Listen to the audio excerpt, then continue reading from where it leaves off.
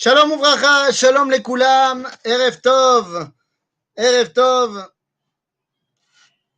Faites-moi un signe comme d'habitude pour me dire que tout le monde est là, qu'on m'entend bien et que donc on peut commencer. Voilà, petit signe. Est-ce qu'il y a quelqu'un?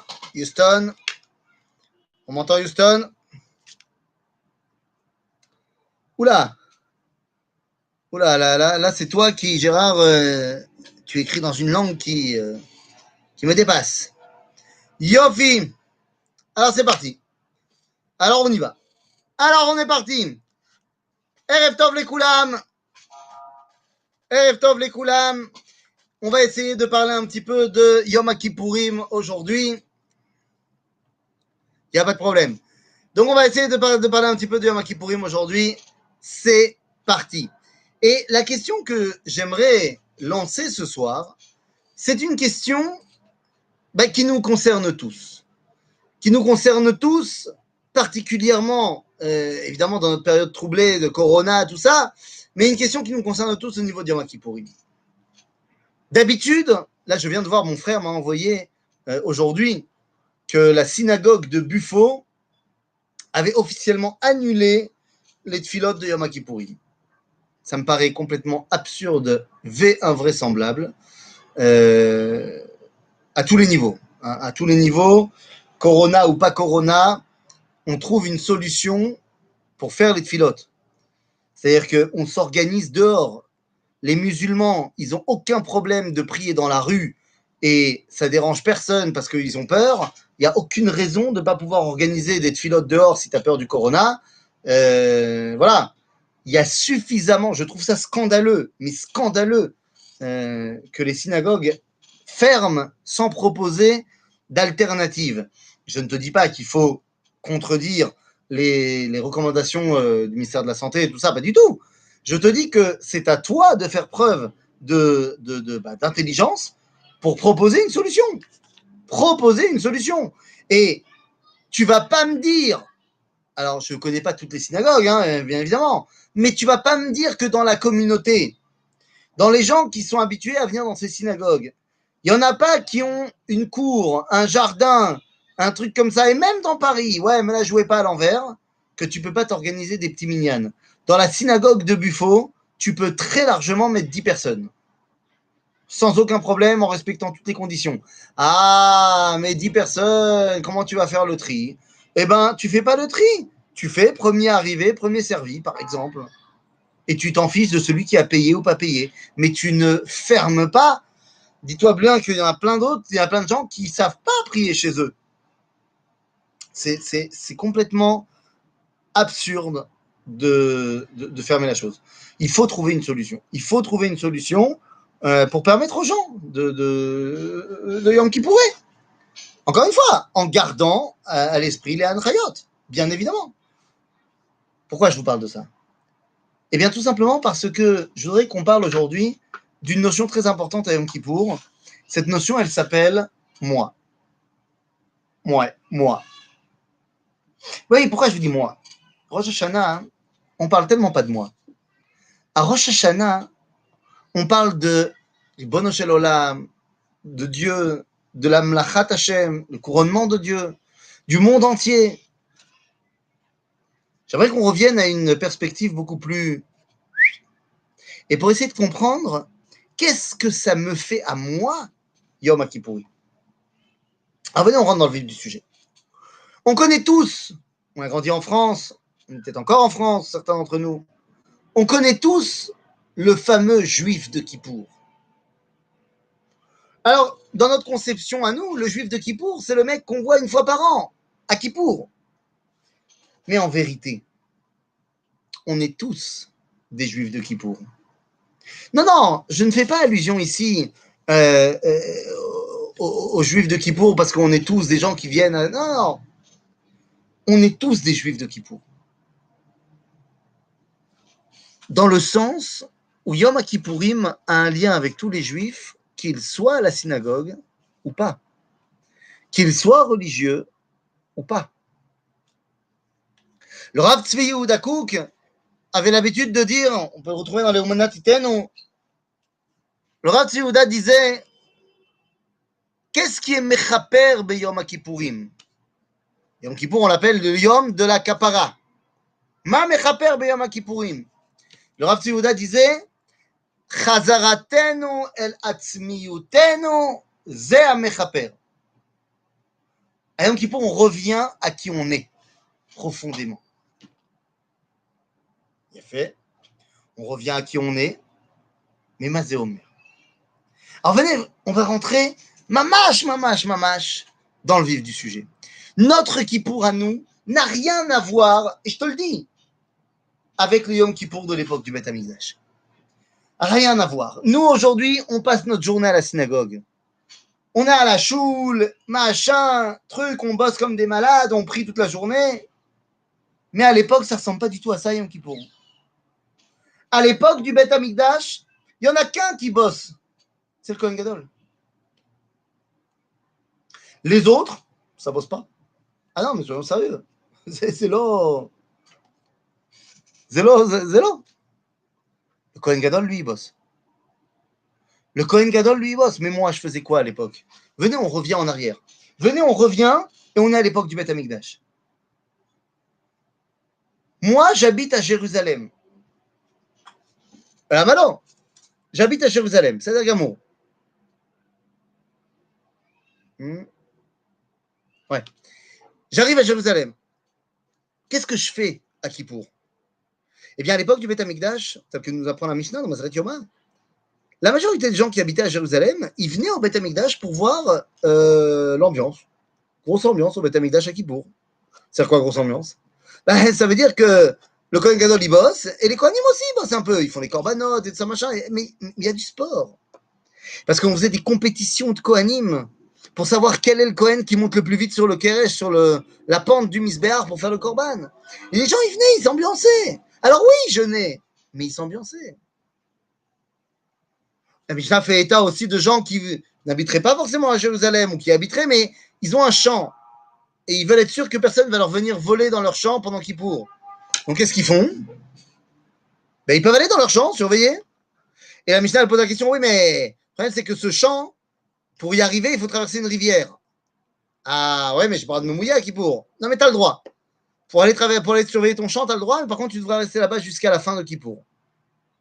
Ça ne ressemble en rien au Yom Kippourim que nous, on connaît. Mais alors en rien, mamache. Alors qu'est-ce qui se passe?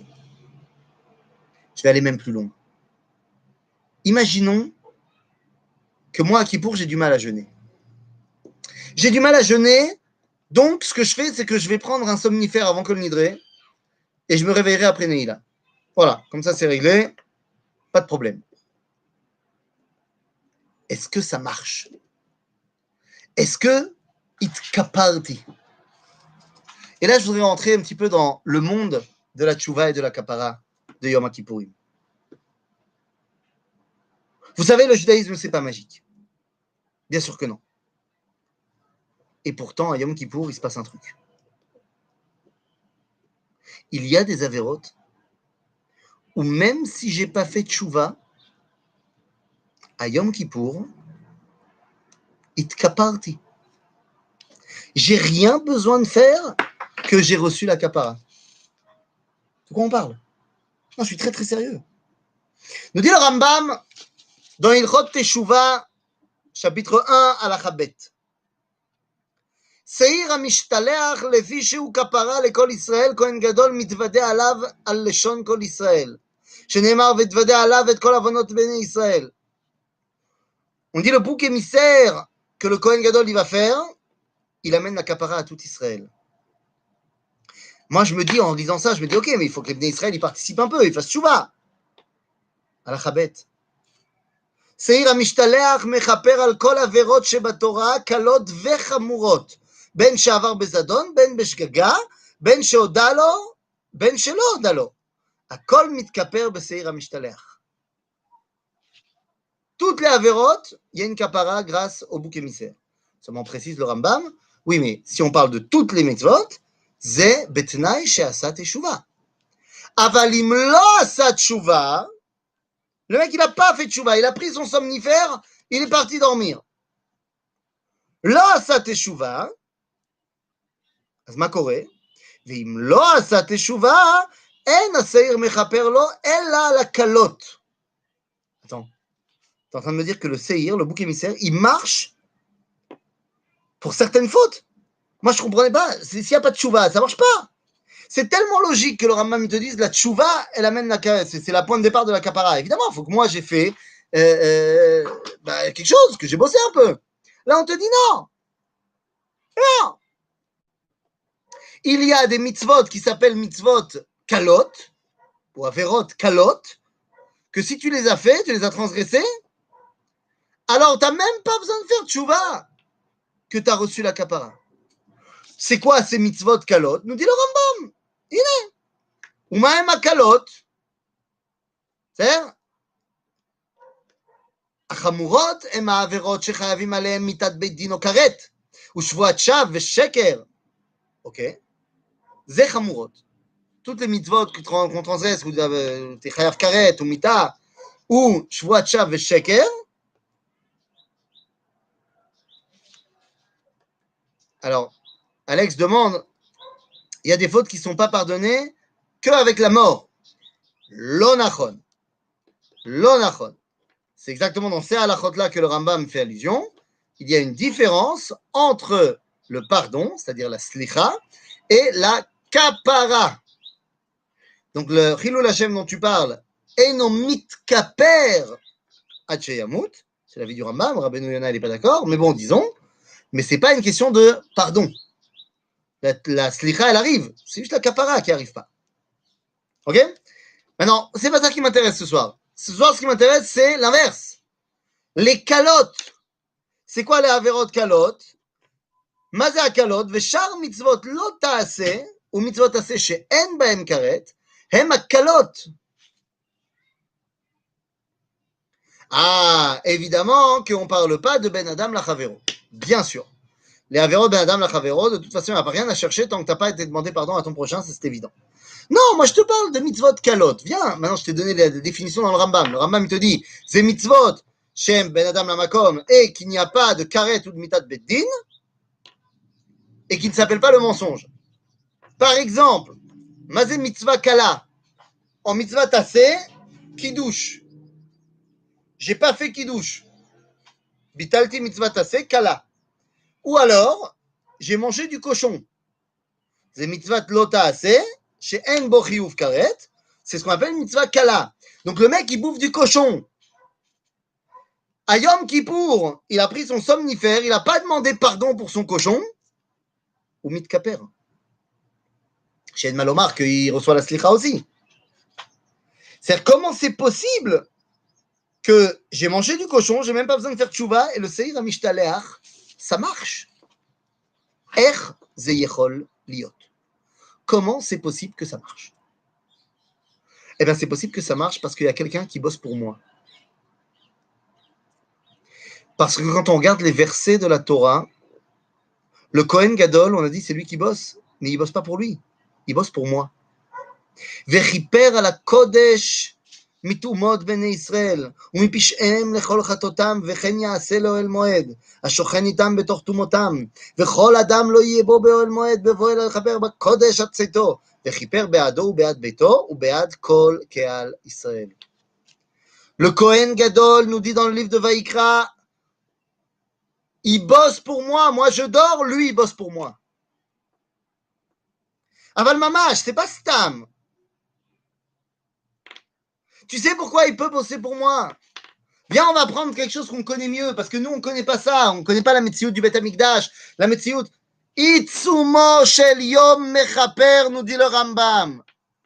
Comment c'est possible que ça... Yesh mashu beyom akipurim, qu'on appelle Itsumo shel yom. Le jour en lui-même, il a une force particulière. Pourquoi? Parce que dans ce jour-là, le Kohen Gadol, il pense à moi. Vous savez combien de fois, là d'ailleurs, on l'a pas dit, mais s'il y a des gens qui ont besoin de dédier le shiur pour la refoua, pour les Ilou Nishmat, évidemment que le shiur est dédié. Et comment ça marche cette histoire, par exemple? Venez, on arrive à quelque chose qui nous parle plus, on connaît mieux. Comment ça marche le fait que je dédie le shiur, les fois de un tel bat un tel? Ou alors, je fais des brachot, les fois de un tel bat un tel. Comment ça marche? Maza Sipour, Azé. Bah, c'est de la magie. J'ai fait une incantation. Parce que j'ai fait une incantation, un tel bat un tel, ou un tel bat un tel, je donne le pyjama de mes enfants. Oui, tout à fait. Tiens, je t'en prie, pyjama Aleph, pyjama Bet. Quoi?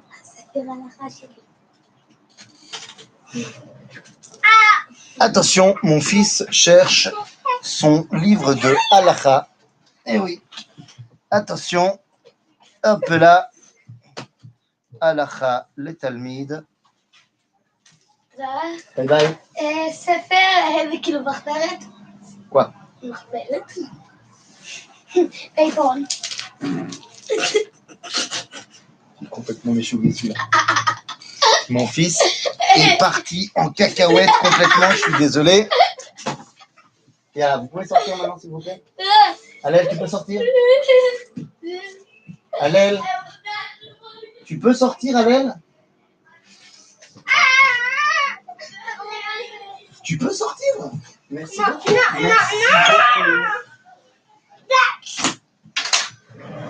Hop là, les inconvénients du direct, les amis. À quand les cours à Midreshet Yehuda pour de vrai? Hein? Sans interruption. Quoi qu'il en soit. Comment ça marche? Je fais la tefila pour quelqu'un. En quoi ça va marcher? C'est une incantation? Non, c'est pas une incantation. Qu'est-ce qui se passe quand je prie pour un malade? Quand je prie pour un malade, c'est parce que je connais la personne.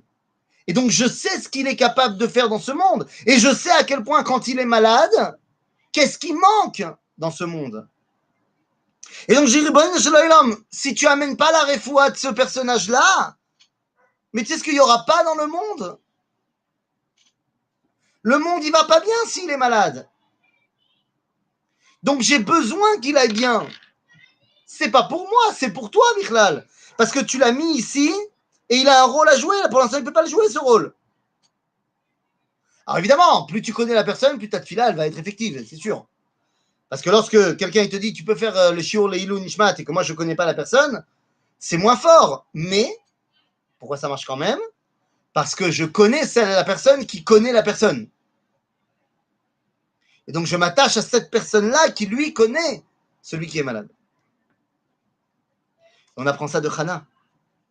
Chana, c'est elle qui est malade. Pas malade, stérile. Et donc, elle vient voir Akadosh Baruch Hu, elle dit, Vatakom Chana, acharei achla beshilo, ve'acharei shato, ואלי הכהן יושב על הכיסא אל מזוזת היכל השם והיא מרת נפש ותתפלל על השם ובכה תבכה. מה זה ותתפלל על השם? comme על החולה. ותתפלל עליו. Elle a prié pour Dieu. Elle n'a pas prié Dieu, elle a prié pour Dieu. En lui disant, mais Riboyno shel olam, si tu ne comprends pas, si j'ai pas d'enfant, il n'y a pas de Shmuel. Pas de Shmuel, pas de couronnement de Shaoul, pas de David, pas de Shlomo, pas de Beth Amikdash. C'est pas pour moi, c'est pour toi.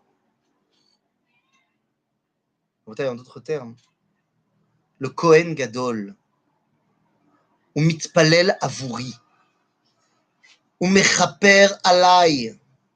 Mais on a dit pour que ça marche, faut qu'il me connaisse un peu le Kohen.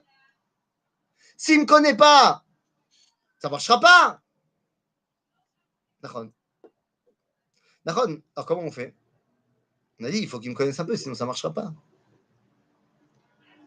Dans la Mishnah, dans Masechet Yoma, premier chapitre, première Mishnah, deuxième Mishnah, troisième Mishnah, on nous explique comment le Kohen Gadol se formait à faire son boulot de Yom Kippourim. Et pour ça, on le mettait 7 jours en bidoud. Dans un autre cours que j'ai donné il y a 1 heure, j'ai expliqué la notion du 7e jour par rapport au 8e jour, tout ça, mais c'est pas de ça que je parle là maintenant. Je reviens très terre à terre. Concrètement, halachiquement parlant, ces 7 jours de bidoud, il n'est pas en bidoud. Il reçoit la visite des rabbanim qui lui expliquent comment il va devoir faire Seder Avoda, comment il va bosser, qu'est-ce qu'il fait à Yom Kippour. Il y a plein de choses à faire. Donc il faut bien le mettre au parfum, il faut le former. Et moi, je dis, ok, pas de problème. Mais rappelons-nous une chose. T'es pas Kohen Gadol pour 2 ans. T'es Kohen Gadol à vie, a priori. C'est-à-dire que tu vas être Kohen Gadol pendant 20, 30 ans. Alors, je veux bien que les 2, 3 premières années, tu sois pas complètement rodé sur le boulot du Kohen Gadol et que tu aies des questions, machin, et que donc il faut pas. C'est pas un luxe 7 jours pour préparer le mec. Pas de problème. Et moi, je regarde, je te donne un exemple bateau, tu vois. Moi, je suis le rabbin de ma communauté. Donc, le rabbin, il fait des trucs de rabbin. Tu vois, il sait faire des livrets Torah, il fait des tfilotes et tout ce que tu veux. Mais il y a des choses que je maîtrise pas tellement bien. Parce que c'est de tout temps pas le boulot du rabbin, et c'est le boulot du gabaï. Le gabaï, il est parfait, il est professionnel. Dans quoi? Dans tous les moments de Kaddish, les moments de Miché Bérach, les moments de il faut rajouter un truc, machin. Mais le gabaï, c'est toute sa vie, il maîtrise ça mieux que personne. Donc le gabaï, j'ai pas besoin de lui expliquer quand il faut rajouter un petit peu. Il le sait déjà avant toi. Il a fait ça toute sa vie, qu'est-ce qui t'arrive? Le Kohen Gadol, quand il en est à sa 17e année de Keuna Gdola, tu crois qu'il a besoin d'apprendre pendant 7 jours comment on fait la Avodat de Kohen Gadol? Pas du tout. Il sait très bien ce qu'il faut faire. Ça va pas changer d'une année en année, donc il sait très bien ce qu'on a à faire. Donc il fait quoi pendant 7 jours alors? Tu veux que je te dise? Il apprend vraiment à être Kohen Gadol. Apprendre la Avoda, c'est technique. Je te dis, 1 an, 2 ans, 3 ans max. Après, chaque année, 7 jours avant Yom Kippourim, il apprend à être Behemet Kohen Gadol. C'est-à-dire, il va apprendre à l'échaper al Kol Israël. Il va apprendre à travailler pour chacun des béné Israël. Quoi? T'es en train de me dire que le Kohen Gadol, il doit connaître tous les juifs? C'est pas possible. Il connaît tout le monde. Alors peut-être pas. Peut-être que le Kohen Gadol, il connaît pas tous les juifs. Mais le Kohen Gadol, il connaît tous les Kohanim. Et les Kohanim, ils sont répartis dans tout le peuple juif. Donc c'est le boulot des Kohanim de venir lui faire un rapport 7 jours avant Kippour et de leur expliquer, voilà, alors qu'est-ce qui se passe? Alors voilà, Cohen, région Mitzpeh Ramon. Vas-y, raconte-moi un peu. Qu'est-ce que je dois savoir d'intéressant? Hein? Il y a des... Ouais? Raconte-moi, fais-moi un topo. Et après, il recevra le Cohen de la région d'Elat. Et après, il recevra le Cohen, le Cohen et le Cohen. C'est ce qui a marqué noir sur blanc dans la Torah. Shoot. Comment elle s'appelle cette fête? Comment elle s'appelle cette fête? Cette fête, elle s'appelle Yom Kippourim. Nous, on l'appelle Yom Kippour. Je sais pas pourquoi. C'est en français, je sais pas, Yom Kippour. Milchemet Yom Kippour. Ah, vas-y, Yom Kippour. Tu regardes la Torah, וידבר השם אל משה לאמור, ספר ויקרא. On te dit, הרבה עשור לחודש השביעי הזה, יום הכיפורים הוא. מקרא קודש יהיה לכם, ועניתם את נפשותיכם, והקרבתם אישי לפני של השם. כל מלאכה לא תעשו בעצם היום הזה, כי יום כיפורים הוא לכפר עליכם לפני השם עליכם, לאלוהיכם. כי כל הנפש אשר תאונה בעצם היום הזה, ונכרתה מעמיה. וכל הנפש אשר תעשה בכל מלאכה בעצם היום הזה, ועבדתי את הנפש ההיא מקרב עמה. כל מלאכה לא תעשו, חוקת עולם דורותיכם וכל משותיכם, שבת שבתו מלאכם, וניתן משותיכם, בתשעה בחודש, בערב, מערב עד ערב, תשפדו שבתכם. Comment elle s'appelle la fête? Yom HaKippurim, et non pas Yom Kippour. נו, מה זה אומר יום הכיפורים? מה ההבדל בין יום כיפור ליום הכיפורים? כלל גדול בידינו, grand principe nous ont donné nos sages, que dans la Torah, dans le langage de la Torah, lorsqu'on parle au pluriel, c'est pour s'adresser à chaque individu. Lorsqu'on parle au singulier, c'est pour s'adresser au klal Israël. C'est Yom Kippourim shel kol echad ve'echad. Et le Kohen Gadol, qui est celui qui bosse à Yom Kippour, Rim, c'est lui qui doit être conscient de qui est face à lui. À Rosh Hashanah, on ne s'est absolument pas rattaché à notre dimension personnelle. Rosh Hashanah, c'est kulo klal Israël. Yom Kippour, זה איך אני מחובר לכלל. אבל d'abord, איך אני. Yom Kippour, le Kohen Gadol, il s'occupe de toi, de moi. Ah, maman. Tout ce qu'on vient de dire, c'est vrai quand il y a le Kohen Gadol. Quand il y a Yom Kippourim au Beth Amikdash. Quand il y a le Seir la Azazel. Et donc à ce moment-là, Itsumo Shel Yom Mechaper. L'essence de la journée. Mais qu'est-ce qu'on fait quand il n'y a pas? Maosim. Quand il n'y a pas de Beth Amikdash. Quand il n'y a pas de Beth Amikdash, Kol Echad Ve'echad Oved. On devient tous Kohen Gadol. Et on va tous bosser à ce moment-là ensemble. Le Kohen Gadol, lorsqu'il va rentrer dans le Kodesh HaKodashim, il enlève sa tenue officielle de Kohen Gadol. Mais lorsqu'il bosse dehors, il met sa tenue officielle.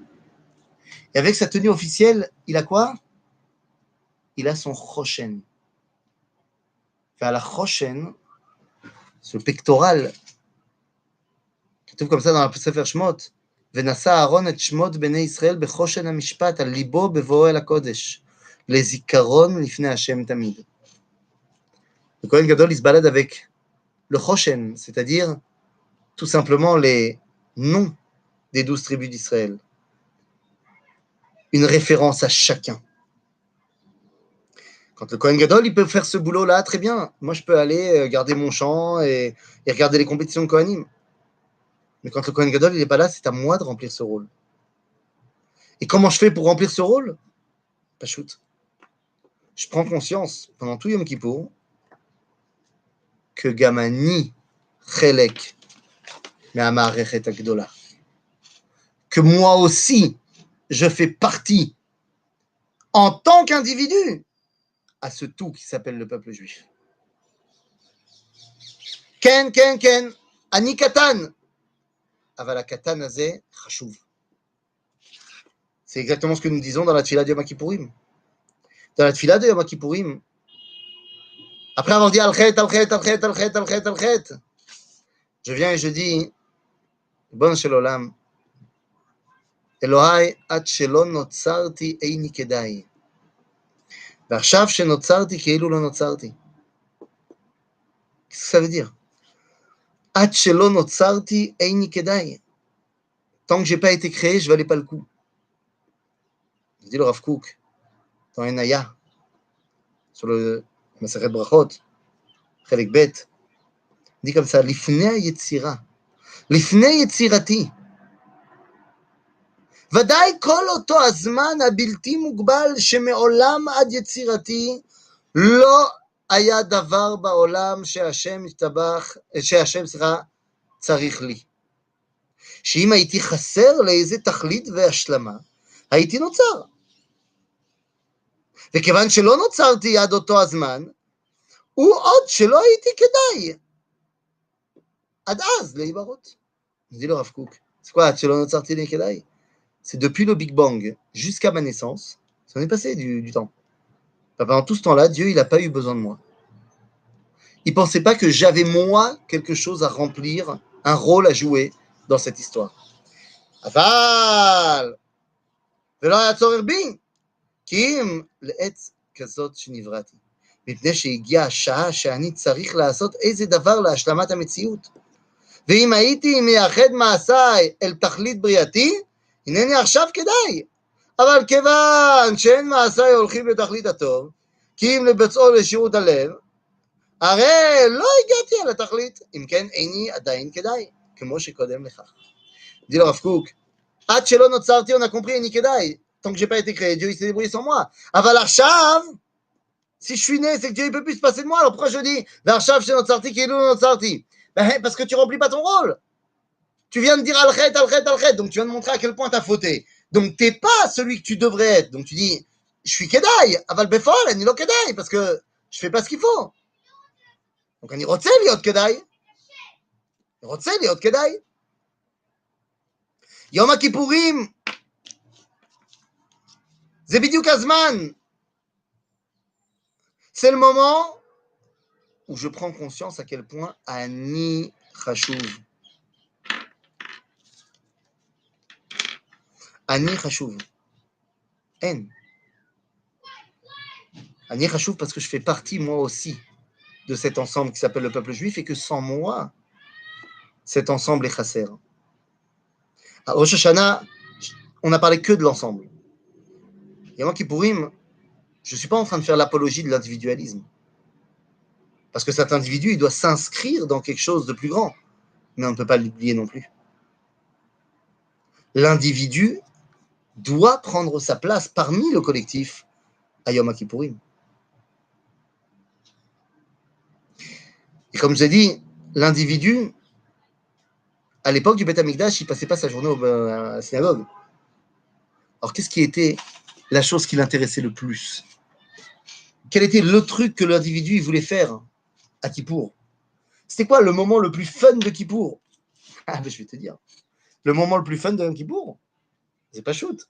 C'était pas tellement les compètes de Kohanim que j'ai dit ce matin, enfin, que j'ai dit tout à l'heure, qui était le matin. C'est pas tellement de voir le Kohen Gadol qui rentre et qui ressort. Sois honnête, le plus fun, c'est d'accompagner l'autre Kohen qui va emmener le Seir la Azazel. Ça, c'est du sport.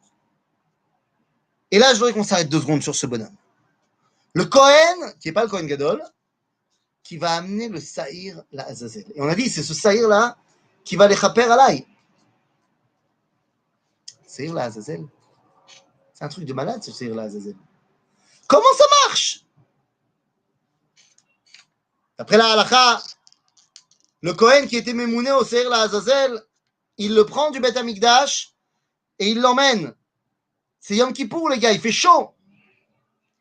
Et il est obligé de se trimballer un bouc, et pas sur 100 mètres, hein. Il marche à peu près 12 kilomètres. Et il sort de Jéru, il va dans le désert, à Michmash, par Khotoyoter. Be'eretz Gezerah. Attends, c'est pas possible.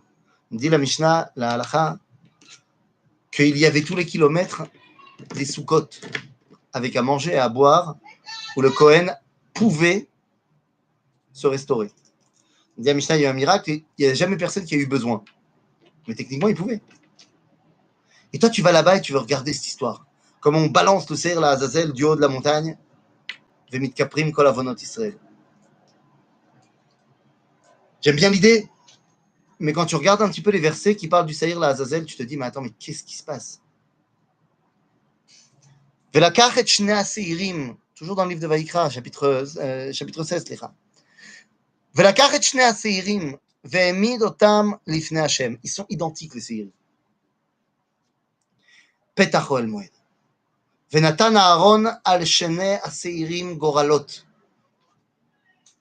Il va tirer au sort. גורל אחד לשם, וגורל אחד לעזאזל. גורל אחד לשם, ואחד לעזאזל? Et vous entendez ce qu'on dit? On est en train de mettre une identité en parallèle avec Hachem. Tourne-la dans tous les sens que tu veux. Goral echad l'Hachem, ve Goral echad l'Azazel. Comme s'il y avait Hachem ve Azazel. Ça a dérangé tellement de rabbins qu'il y en a qui ont dit non, mais Azazel, c'est le nom de l'endroit. Alors à ce moment-là, tu aurais dû dire Goral echad la Mikdash, ve Goral echad l'Azazel. Ça marche pas ton histoire. Quoi, le judaïsme, il croit en une dualité de Dieu, un bon, un mauvais? C'est quoi cette histoire? Il y avait, comme ça, il y a 2000 ans, une secte juive qui s'appelait les Esséniens, Issim. Alors certains chercheurs disent que non, c'est pas les Issim. La secte, c'est ce qu'on appelle la secte du désert de Judée, la secte de Qumran. Azov, c'est du kiff-kiff. Les Esséniens, bon, ils habitaient à Qumran, les mecs, c'est sur le bord de la mer Morte. Je peux t'assurer qu'à un moment donné, le soleil, il leur a tapé sur la tête. Hein. Parce que ces mecs, ils sont arrivés quand même à un stade. Alors, ils faisaient quoi toute la journée, ces Issim? C'est pas compliqué. Ils se trempaient dans le mikvé et ils écrivaient. Ils écrivaient quoi? Les Megillot de Yam HaMelach. C'est-à-dire, ils écrivaient quoi? Ils écrivaient 3 sortes de livres. En fait, 4. ils écrivaient la Bible, retranscrivaient la Bible, ils écrivaient des livres ésotériques, ils écrivaient les codes de leur vie en société, et un quatrième texte. Parmi les codes de vie en société chez eux, ils ont mis en place leur livre le plus important, qui s'appelle Megillat Bnei Haor Neged Bnei HaChosher.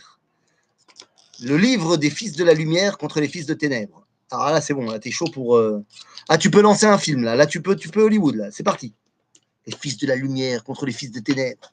Les mecs, ils ont eu chaud. Ils ont eu chaud, qu'est-ce que je te dis? Et là-bas, ils te disent qu'il y a deux dieux. Il y en a un bon, le dieu de la lumière, et il y en a un mauvais, le dieu des ténèbres. Pour l'instant, c'est le dieu des ténèbres qui gère, mais tu vas voir, le dieu de la lumière, il va venir et il va tuer tous les mécréants, et seuls ceux qui seront purs, eh ben, ils seront sauvés. C'est pour ça qu'il fallait au mikvé tout le temps. Ouais. C'est pas très, très juif. Bon, c'est quoi le dernier texte? Si déjà on est là, hein, entre nous, hein, pour le kiff. Non, juste pour le kiff. Rien à voir avec ce qu'on est en train de dire. Le dernier texte, c'est un texte qui est écrit sur un rouleau de cuivre. Megillat HaNechoshet. Et quand on a découvert ce texte, d'ailleurs de manière absolument incroyable, quand on a découvert ce texte et qu'on l'a déroulé et qu'on a pu lire ce qu'il y avait marqué dedans, on a vu qu'il y avait la liste d'un trésor, d'objets de grande valeur, et quelque part le moyen d'y arriver. Pour la majorité des archéologues, il s'agit d'un inventaire de trésors qu'il y avait à l'époque du Deuxième Temple. Mais il y a un archéologue qui n'est pas d'accord. Je te parle, on est dans les années 70. Il y a un archéologue qui n'est pas d'accord. Il n'est pas d'accord, et lui, il ne pense pas que c'est les trésors du Deuxième Temple qui y sont mentionnés, mais lui, il pense que c'est le trésor du Premier Temple qui est mentionné. C'est quoi le trésor du Premier Temple?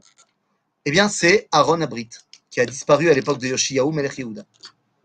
Et il commence à être appuyé par son université aux États-Unis, et il vient faire des fouilles, et il cherche l'Aaron Abrit. Il ne trouve pas.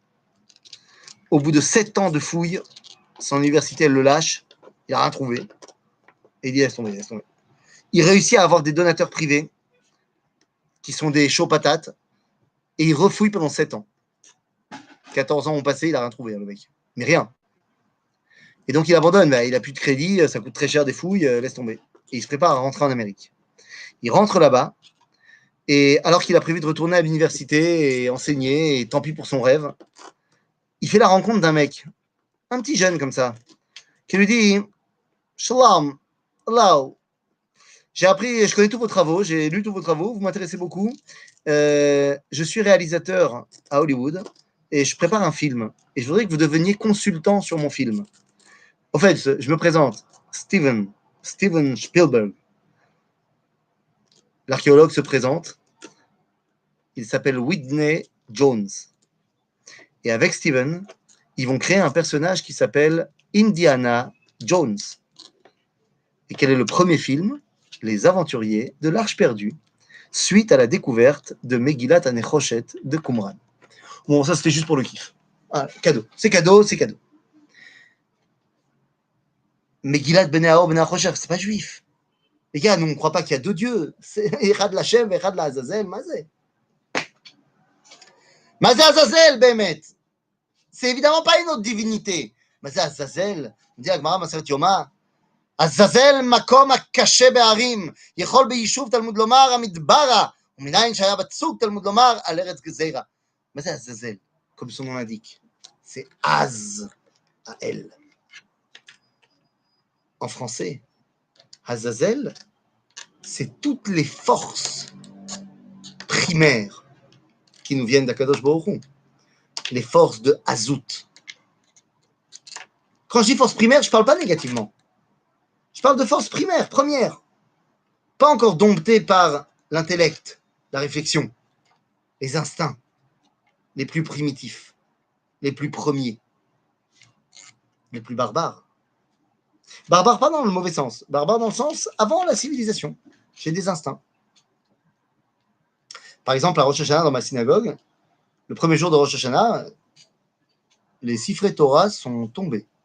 Alors, pas vraiment tombés, vous inquiétez pas, tout va bien, mais ils ont glissé. On m'a raconté, parce que moi j'étais dans la synagogue des Sfaradim, parce que ma communauté se divise en deux parties pendant Rosh Hashanah. On m'a raconté qu'à ce moment-là, il y a certaines personnes qui étaient pas très loin du Haron ont bondi pour les rattraper. Non, ces gens qui ont bondi pour les rattraper, c'est des gens qui ont plus 20 ans. Et c'est des gens que quand tu les appelles à la Torah, ils mettent 3 heures pour venir. Parce que c'est difficile de marcher. Mais là, ils ont bondi. Là, il n'y avait plus d'arthrose. C'est ça les instincts primaires. C'est Azazel. C'est la corotte que tu te rends pas compte. Que, agave, quand tu es hyper énervé, que tu fais preuve de violence, qu'elle soit verbale ou physique, qui est complètement interdit, bien sûr, eh bien, c'est ça, ces forces-là. Elles sont en toi. Ces forces barbares, primaires, bestiales. Il y a plusieurs façons de leur faire face. Tu peux leur faire la guerre. Et tu vas perdre. Tu vas perdre parce qu'elles utilisent des stratagèmes qui sont plus forts que toi. Ou alors, t'en fais des alliés. Tu les contrôles et tu ne les laisses pas te contrôler. À propos de Azazel, nous dira le verset de Mishlei, Im ra'ev sona'acha achileu lechem, ve'im tzameh ashkeu mayim, ki gechalim ata chote al rosho. Si ton ennemi est affamé, nourris-le. Comme ça, il saura d'où lui vient sa force. Et tu deviendras son patron. Azazel, qui a donné l'ordre de nourrir Azazel? Kadosh Baruch Hu. Le fait que ce soit Kadosh Baruch Hu qui donne l'ordre de nourrir Azazel nous montre bien que même ces forces-là sont sous sa domination. C'est exactement ce que nous explique le Sefer Tanya dans le chapitre 6, 7 et 8. Moi, Zaken, le Rabbi Shneur Zalman de Ladi, c'est exactement le principe. Tu as raison, Laurence. C'est le principe de Maïm Machonim. C'est le principe de Maïm Machonim que je donne un peu à boire aux Kochot Atuma, Nachon, pour les nourrir, leur montrer qu'elles ont une importance, mais que c'est moi qui les gère. Le Rabbi Shneur Zalman de Ladi, l'Admor Azaken, dans son Sefer Tanya, chapitre 6, 7 et 8, alors que dans tout le début du livre, jusqu'au chapitre 5, il nous a parlé de la Nefesh Elohit. Et bien après, il nous explique qu'il y a de la même façon qu'il y a la Nefesh Elohit, il y a également la Nefesh Behemit. Et que de la même façon que la Nefesh Elohit, elle est formée de plusieurs paliers, il y a la Nefesh Behemit également. Et nous dit-il, Veine ze leumat ze asa Elohim, כי כמו שנפש אלוהית כלולה מ10 ספירות קדושות ומתלבשות ב3 לבושים קדושים, כך הנפש דסיטרא אחרא, cette נפש הבהמית, מקליפות נוגה מלובשת בדם אדם כלולה מעשיך כתרין דמסעבותא. dit l'Admor Azaken, la nefesh הבהמית, ces forces bestiales animales primaires, cette nefesh behemit, elle aussi, elle a plusieurs paliers. Alors, elle en a 3 que tu ne peux pas utiliser, qu'il faut vraiment rejeter. Ce sont 3 parties qui sont vraiment trop proches du mal. Ce sont ce que le prophète Yecheskel appelle dans sa première prophétie Anan Gadol, Ruach Seara, Ve'esh Mitlakachat. Un grand nuage, un vent tourbillonnant et un feu dévorant. 3 dimensions qui sont complètement dans le Klipot Atuma et qu'on n'arrive pas à gérer. Mais la Nefesh HaBehemit, elle est surtout faite d'une 4e Klipa qui s'appelle Klipat Noga. Et Klipat Noga lo saviv, il aura. Elle est krova, elle ara. Elle est le Yetzer Hara. Elle veut kiffer. Tu peux être en guerre avec elle et elle va trouver ses alliés dans les 3 autres. Et tu vas perdre. Ou alors, tu peux décider de lui donner à manger. Aval Bigdusha. Tu lui dis, tu kiffes le burger? Il n'y a pas de problème. Viens, on se fait un sioum maseret et on va te faire un burger de la mort. Et elle dit ok. Parce qu'elle veut le burger. Et à la derrière, elle te donne les forces de faire ton sioum maseret. J'aime cultiver mon corps. J'aime faire du sport. Éphémérode. C'est pour faire des photos, Insta et tout? Ou c'est pour aller dans une unité d'élite et protéger le peuple juif? Ah bah dans les 2 cas, tu devras faire du sport. Yom Kippourim, Toi, t'es chachouv. Et toi, donc, puisque t'es chachouv, tu prends tes responsabilités. Et une fois que tu as pris tes responsabilités, alors Chazal disent, OK, donc on va te permettre de faire quelque chose qui a priori est interdit. De toutes les parachiotes de la Torah, il a fallu que Chazal, la mincha de Yom Kippourim, il décide qu'on lise Parashat Harayot, la section qui parle des relations entre un homme et sa femme et les relations interdites. Ma, t'avais pas autre chose? D'autant plus qu'a priori, la Mishnah dans Maseret Chagiga, au chapitre 2, Mishnah 1, nous dit En dorshim be'arayot bishlosha. Donc certainement pas devant la synagogue non plus. En dorshim be'arayot. Bah, tu as fait un show clali sur les relations intimes entre les hommes et les femmes, ce qui est permis, pas permis. Pasnish, comme on dit en arabe. Hein? Seir égale Racha. Waouh. J'ai pas compris, Maurice. Désolé. Alors attends, il représente cette Nefesh Behemit. Ah, le Seir, oui. Non. Le Seir ressemble au steak que je donne à Azazel, qui lui est le représentant de ma Nefesh Behemit. Ok? Mais Kitsour, une fois que j'ai fait ça, que j'ai jeté mon Seir là à Azazel, que je suis conscient que mes forces les plus primaires, je peux les utiliser. Bikdusha, il n'y a pas de force plus première que les pulsions qui m'attirent vers une femme. C'est les pulsions premières qui vont amener vers la reproduction de l'espèce. Une fois que tu as jeté ton seir, la Azazel, la mincha de Yom Kippourim, on te dit, Pseder, Assour le lamed sitre arayot bishlosha. Aval arshav mutar. Arshav mutar, parce qu'on a tous compris comment est-ce qu'on va utiliser ces forces-là, la tov, velatov.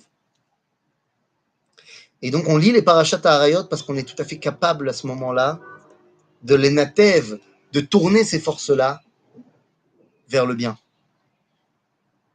Et c'est ainsi qu'on comprend les paroles du Gaon de Vilna, qui va comparer les fêtes de Tishri à la vie d'un couple. Dit le Gaon de Vilna, Rosh Hashanah, c'est la choupa. Rosh Hashanah, c'est quand le couple il passe sous la choupa. Sukkot, c'est Shivat Yemei HaMishte. C'est la semaine de Shiva Brachot. Et Shmini Atzeret, Simchat Torah, c'est quand tu commences ta vie au quotidien dans ta maison. Aval ma ze Yom HaKippourim. Dit le Gaon de Vilna, Yom HaKippourim, c'est la Cheder Yichud. C'est la Cheder Yichud, le moment où tu t'unis à ta femme pour la première fois. Ce moment où toutes tes forces servent à dévoiler Akadosh Baruch Hu. Vous n'êtes jamais demandé pourquoi dans un mariage, quand les gens accompagnent le Khatan et la Kala à Cheder Yichud, ça chante, ça danse, tout le monde est content? Pourquoi tout le monde est content dans des mariages? Manitou avait l'habitude de dire, pourquoi dans un mariage tout le monde est content?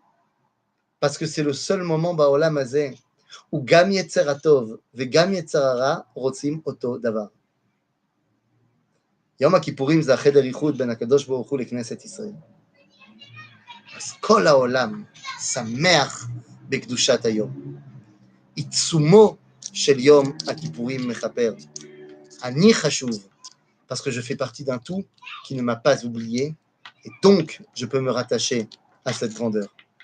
שיהיה שנה טובה וגמר חתימה טובה לכולם. Et à très bientôt. Bye bye.